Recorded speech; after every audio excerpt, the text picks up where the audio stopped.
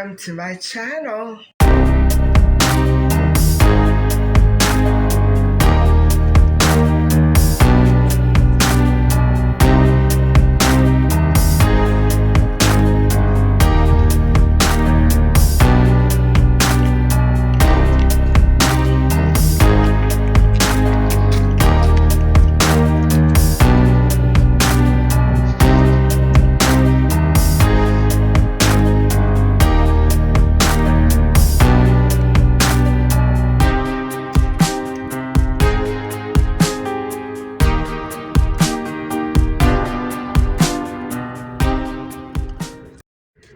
Hi guys, you're never going to believe this, but I was halfway through my walk, and actually I've been looking for a wine rack, and so the stores are closed today, but I was walking along and I found this beautiful old wooden wine rack just lying on the curb, and I wanted to pick it up and put it in my trunk, but it's so heavy. So I'm gonna go back and I'm gonna ask the people if I can possibly take it, because I feel funny just picking it up and walking away. But anyway, I'm going back there now, and I forgot that all the stores were supposed to be closed today. So that's an amazing coincidence. I was on my way to look for one, and I found one on the curb. So I don't know if I'm going to take it. If it doesn't stand on its own, I'm not going to take it. So anyway, guys, that's what's going on right now, and I'll check back in with you a little bit later.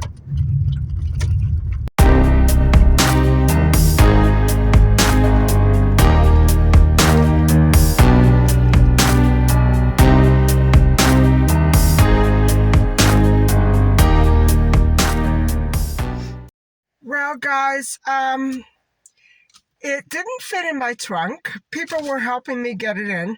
It wouldn't fit in my trunk, and it started to fall apart, so I left it there. Too bad. It was a beautiful one. I've been looking for one just like it. So anyway, that's that. That's life.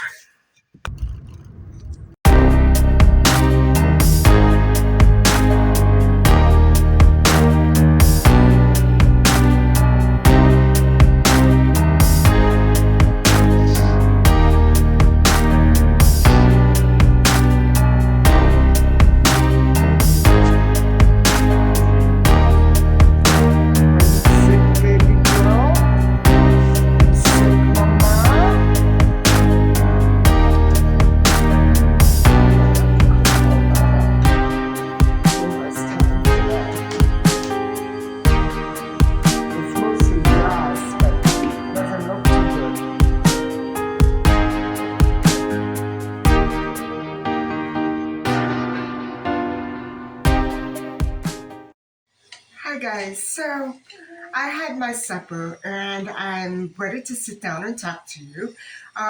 First, before we start, I just want to comment on the punishment I gave my cat, Meecha, for eating 2 lemongrass plants just the day before yesterday. And guys, what I did was I didn't do anything to her. I simply barricaded her out from both entries into the kitchen where my plants are. As you can see, they're right behind me. And she is retaliating quite a bit. She's nice and lovable with me, but she will... now, I know my other Siamese cat used to do this as well. He used to play up and over-dramatize every time he wanted attention, which was quite frequently because we had a poodle also towards the last few years of my cat's life, the other Siamese cat. And so This Siamese was always vying for attention, no matter what. And so was the poodle. And so, what it was with the poodle was that the poodle would eat all of the cat's food, which the cat never ate. The cat never ate. He ate a couple of bites and then that would be it until the next day. And we used to give him these big chonkers that they used to sell then. And he wouldn't eat any of it. I mean, he liked it. He would eat. But out of all that, hardly any was eaten. And so he didn't ever go hungry, is my point. But every time the dog went there, this cat would go ballistic. And even though the dog would wait a few hours before the cat, he knew that the cat wouldn't eat anything else. He'd go there and attack it. Pets do such silly things, don't they? Well, my cat Meecha now, she got her nails stuck on the couch. But I realized that she was digging her claws in and wouldn't let go. You know what I'm saying? If I tried to pry her paws out of the couch, she would growl and hiss at me. So it's things like that. She's punishing me. It's like she's not the one being punished, I am. And so she's puking all over the hallway, all over the place, as if to say, because you locked me out, now I've got no choice but to puke on top of your hallway marble. Other than that, she's okay. She's adjusting to the barricaded entry nicely. And I know that somebody walked into the apartment on Saturday, a couple of days ago, and helped themselves to things in the refrigerator, which, I noticed everything topsy-turvy, and I don't leave my fridge like that.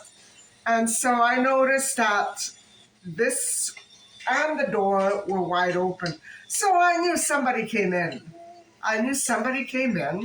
And if the manager doesn't stop this, I'm going to have to get a lawyer and do this in court, because I don't want to share my space with any more criminals. But it's typical on the weekends especially. And anytime I see cruisers on the lookout, I'll know that I'm going to be, maybe robbed, maybe just, attacked somehow in my apartment. They'll probably come in and take some silverware, things like that. You know what I mean? It's ridiculous. I don't understand why City Hall doesn't do something about this. Anyway, enough of that.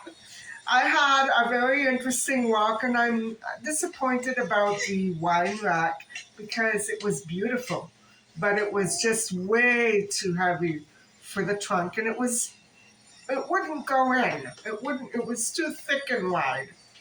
And too bad it was falling apart, guys. I would have shoved it in the back seat and taken it home with me. Of course, the owner said, everything was fine. I could have the wine rack if I really wanted it.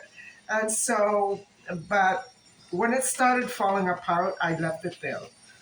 And now I'm feeling a little dejected. So I hope I find a nice one. One as nice as that in the store. And so anyway, that's not so important. Anyway, so we're going to start up another discussion on the Madeleine McCann case. And last time that we spoke, sometime last week, or maybe the week before, we talked about the 5 holiday photos and the poster photo that was used for the missing girl bulletin. So now, guys, that discussion was not the entire scenario with the photos. And this one upcoming is a continuation of that, but it's still not the entire situation regarding the photos. The documentary is giving out bits and pieces here and there, so I have to really go carefully and put them all together so that they flow. Anyway, let's start with the continuation, and there are many remaining photos that have yet to be discussed. Where they are and what they are, no one knows. And so on Thursday, May the 24th, 3 weeks after Maddie's disappearance, the pool photo, which was evidently taken on the Sunday, but they claimed it was taken Thursday, that was finally released to the police. And that would have been used also for media. And so, although many, many images exist on the 2 CD discs that were turned into police on May the 9th, the police never actually had access to any British tourist camera or memory card. So, guys, when you see images without the memory card, you're not going to be able to match it up, if you know what I mean. Now, probably the police didn't think it would be important to try to match everything up. Because by the time the investigation got underway and they were noticing things like this later on, people were long gone. They all flew home to UK. And so, except for the McCanns, of course. And so there was no way of knowing exactly when and where all those, I believe it was 43 images on 2 CD discs, where did they come from? When were they taken? Nobody can be really, really sure. A lot of them are group shots. Some of them, you can barely recognize anything. But that is for next video. For this video, we'll just concentrate on a couple of images. And so, because Madeleine was reported abducted by her parents, the police were frenzied about conducting a massive and global universal search for this child. And in any police station, they would have reacted the same way. It was clear that the police were very heavily preoccupied and extremely distracted. So all of these weird situations, like the CDs that I'm going to go on to explain, it didn't really, strike them as odd at the time because they weren't paying that much attention. However, then they finally realized later that something was really amiss. And so during the days following Madeleine's disappearance, the McCanns, with assistance from 2 professionals, gathered scads and scads of very carefully chosen images from the entire group's cameras.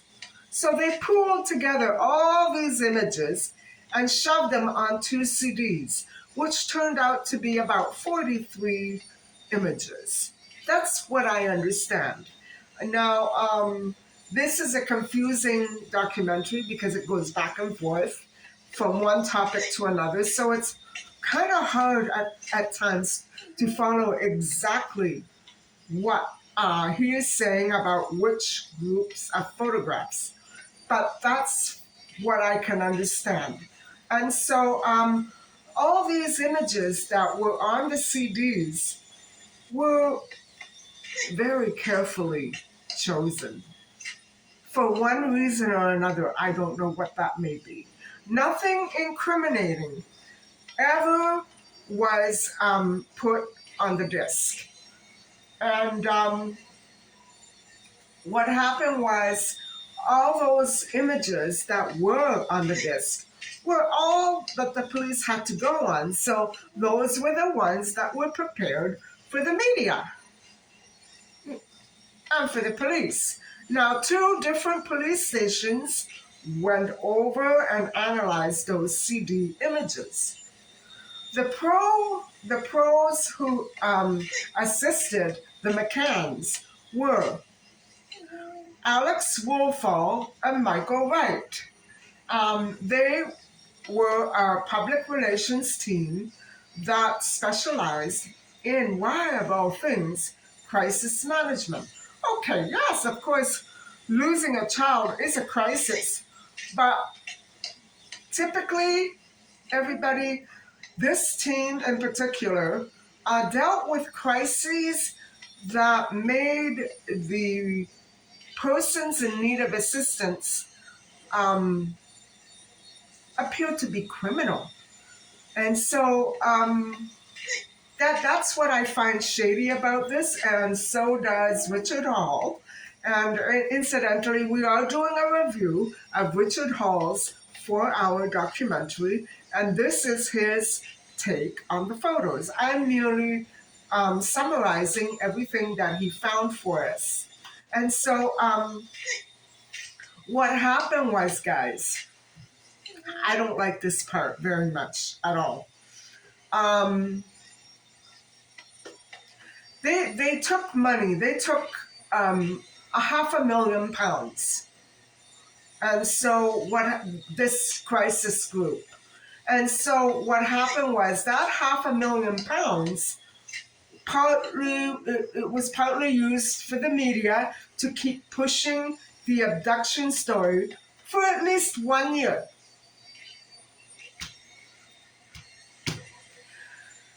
And as much as I do want to root for the McCanns, I'm sorry. This part really has me baffled. I don't know what to think or what to make of it.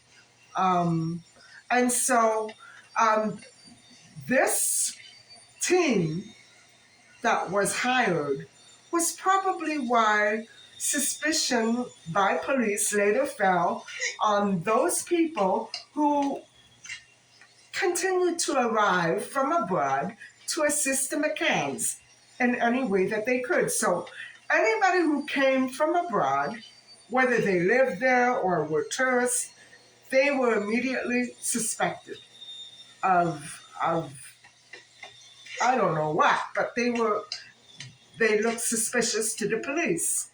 But that crisis team also looked suspicious to me too. So here we go. Another issue was that in those discs, and now I believe it was on a disc were some of the photos, or one of the photos at least, were taken by the Paynes. Now, this was a black and white image of a large group of people, completely taken in the dark, in the shade, under the beach restaurant hut, not the Tapas bar, but the restaurant that was on top of the beach, and it was taken. What the description tells us, and we don't know if it's true, that it was taken May the 3rd at 5:50 p.m. And so now, when we hear about the high tea and how people were attending the high tea, it could have been the one on the beach. Now, the McCanns didn't go to the beach on the 3rd. They went to the Tapas bar and nobody was there. So some of that confusion is becoming a little more clear. And still, there's no way to check out all those stories. But only 5 people in that group shot have been positively identified. Because, guys, it was like a negative. It was without light completely. And so from the 43 images on the discs that I believe the McCanns and all the rest of the group turned in, 73 of them were deleted.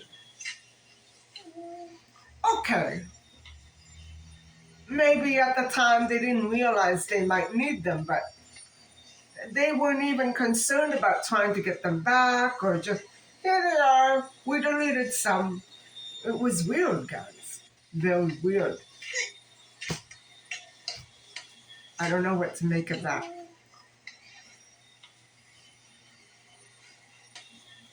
So, on May the 8th, 5 days after Madeleine McCann disappeared, back in the UK, Nigel Foster, who had been vacationing at the same villa where the McCanns were, Nigel Foster contacted the police in hopes of turning in a 20-second, 30-second video footage. So now on the Foster's video footage, there was less than 30 seconds of the playground area, the Tapas beach restaurants, like 2 of them, and they were turned in, this footage was turned in with no camera, no memory card. So again, no way to check on when exactly this footage was exactly taken. You know what I'm saying? There was actually nothing there at all to indicate that these were valid photos, other than the fact that they were taken at the Ocean Club Villa, yes. But we don't know when. We don't know if it was a month previous to that. We don't know if it was, when was it? We don't know. And indeed, there was no Maddie McCann around. And so these images that I'm just talking to you about now, this footage, was analyzed by 2 different police force units. Also the black and white image that the Paynes turned in. So, guys, other than these 43 images and the black and white photo and the 30-second video, nobody from that group has ever offered to contact the police and give them footage of anything suspicious that they might have seen. We never hear anything about other photos taken by others on that holiday. And so it is indeed such a strange scenario. I can't imagine. Okay, I did go through a phase where I never brought a camera with me wherever I went. I remember when I was in university, I never even owned a camera. But this was 2007, and the McCanns had their camera. So I don't understand it. I really, I don't know what to say. So in Kate's book, she does inadvertently offer us a reason why supposedly nobody took any pictures. And so this is what she says. She mentions a discussion with O'Brien and Foster on May the 3rd, right by the tennis courts, as Nigel Foster filmed guiltily his 3-year-old daughter playing tennis. And so I don't understand the mindset of that guilt. Why would a man be guilty to film his 3-year-old? Doing anything for that matter? Why? I don't understand it. I think it has something to do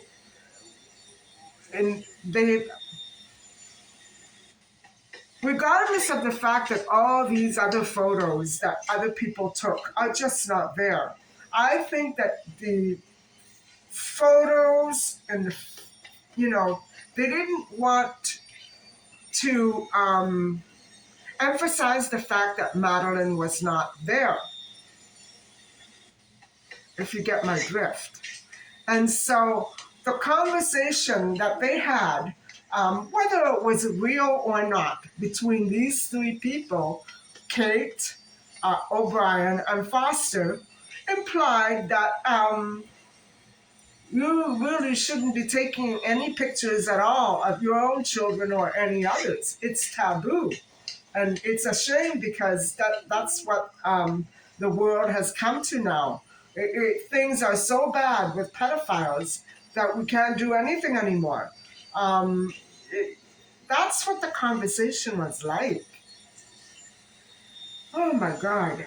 So that was actually why there were no holiday photos of anybody's kids or of Madeleine. Really?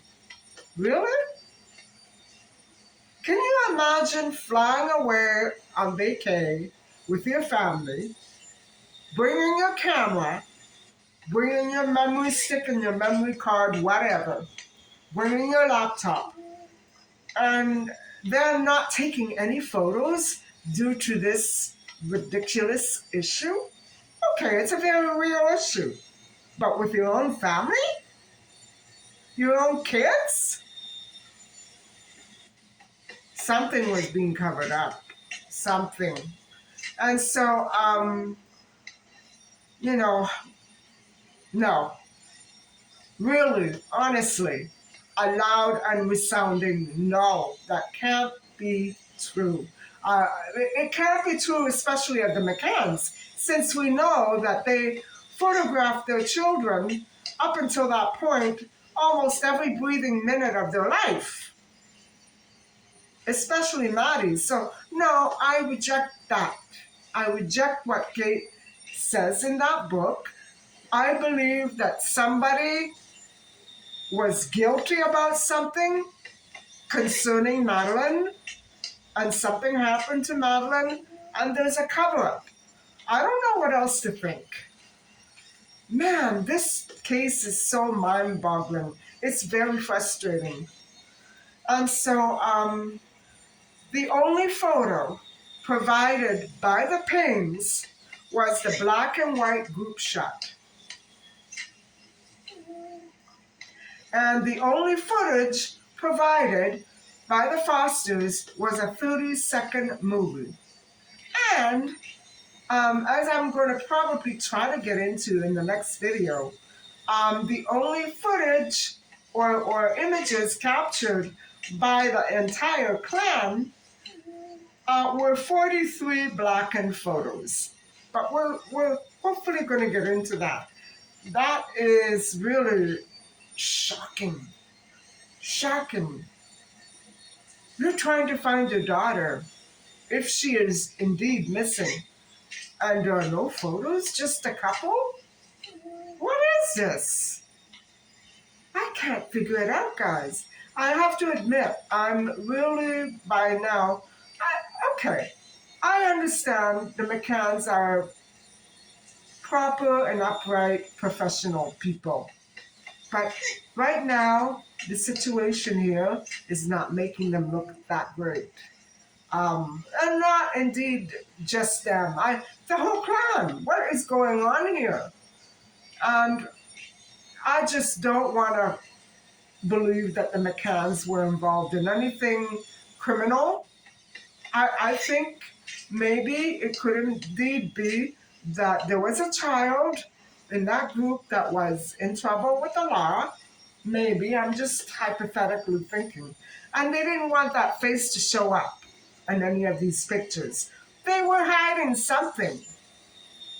I don't know what it was, but that's where my mind wants to go. So, anyway, guys, that really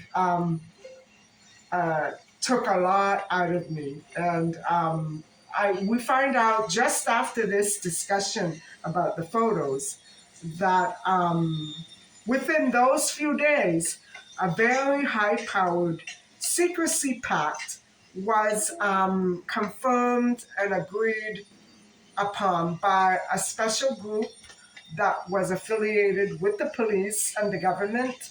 And I'm going to try to get into that a little more, maybe, in the next video where we discuss Madeleine McCann. And so tomorrow we're going to be returning back to the case of Melanie Evier and her disappearance in 1996. And so, everybody, I hope that you've enjoyed some of this conversation or all of it. I don't know. Thank you very much for listening and watching and for coming along with me on my walk today, where I almost got a wine rack for free. And please don't forget to like and subscribe. So I'll see you tomorrow. Bye bye.